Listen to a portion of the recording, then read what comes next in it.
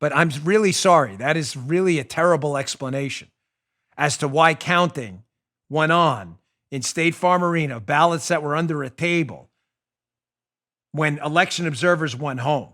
Because, well, they said they weren't going to count anymore, yet they continued to count when we told them to count. So here is Gabriel Sterling. He gave a press conference yesterday. This is an official from Georgia who's involved with the elections, Board of Elections, all that. He gave this presser yesterday. It was covered live on most media channels. And he addressed some of the allegations about what happened in Georgia. And like I said, some to my satisfaction, some not. Some of the stuff he kept repeating, though, are talking points that no one else is repeating credibly. Like, hey, the suitcase, who cares about the suitcases? The ballots that were taken from under the table, it was a ballot box. Great, point stipulated. Who cares? The point isn't the box they were in, is why were they under the table and counted after election observers left? But he keeps harping on like ridiculosities to make the overall point seem crazy. So here he starts talking about State Farm Arena. The video we showed you yesterday of the counting when election observers had left and ballots that were removed from under the table, which understandably, a lot of people are like, hey, we got video of this. Why did that happen?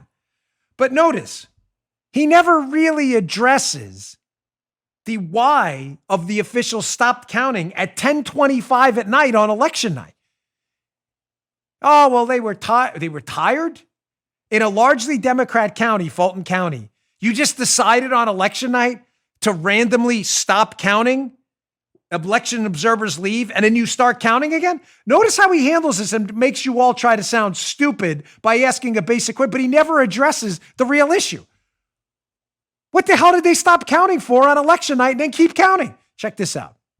There are monitors in the room. There is press in the room. They take the ballots that have been opened, put them in carrier trays, and put them in there, and then put them in the boxes, put the lid on because the lid matches the box, and then you see at one point during the video a woman crawling on the floor putting the numbered seals on them so they can keep the chain of custody.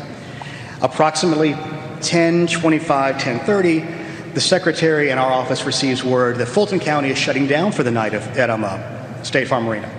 So, as some of y'all who were there on election night recall, the secretary got a little irritated with this and made his feelings quite known. He says, some of us will be working through the night. We're glad to see that Fulton County sees the need to just go ahead and knock off for the evening. So Chris Harvey, our elections director, then calls Rick Barron, the elections director of Fulton County, who was at the other location, which was their English Street warehouse, because he was doing election day activities. Chris calls Rick. Rick says, we're not shutting down. Well, Chris says, it looks like you are. So then you can go back to the videotape and see Ralph Jones take a phone call of approximately almost 11 o'clock. And you can see his shoulders kind of shrug. He takes the phone call. He's being told at that point by his boss, Rick Barron, you need to stay and continue to scan. I gave you the rebuttal. I'm giving you both sides. I don't have time for the whole press conference. But he discusses a lot of issues in that. He discusses why some of the ballots appeared pristine. He said at the press conference that there were some military votes from overseas, that they come over on a form. The form doesn't fit in the machine. So they take that form and they basically transcribe the vote of the military person onto a new pristine ballot that went through. If that's true, fine, then that's an explanation. I prefer that we scrutinize these things and don't just take anybody's word for it. But this explanation still makes absolutely no sense. Joe, if I'm being ridiculous here, stop. I'm serious. Like, just stop me for the audience's sake. It's election night. It's only the most important election of our lifetimes, November 3rd, the 2020 presidential election. And at 10 o'clock at night, just hours after the polls close in Georgia, a largely Democrat county, Fulton County, which has had issues in the past with free and fair elections, just declares they're going to wrap up counting. And we're just supposed to by the way, and they don't wrap up counting because he's saying that they said they were going to wrap it up, but someone told them not to wrap it up. Is it crazy to ask why? Like, why would you? I don't understand what was going on there. Of course not. And then you heard stories about, and then he addresses the leaking urinal. I thought there was a burst water pipe. And this is supposed to clear things up? By the way, he still hasn't addressed why they haven't done signature verification in Fulton County where this went down. They haven't addressed that yet. Oh, yeah, they did Cobb County, a largely Republican county.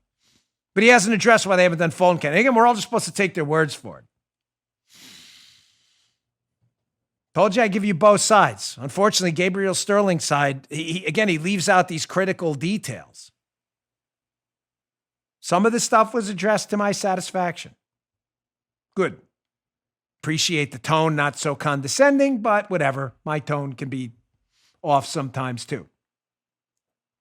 But I'm really sorry. That is really a terrible explanation as to why counting went on in State Farm Arena, ballots that were under a table when election observers went home. Because, well, they said they weren't going to count anymore, yet they continued to count when we told them to count. You just heard Dan Bongino.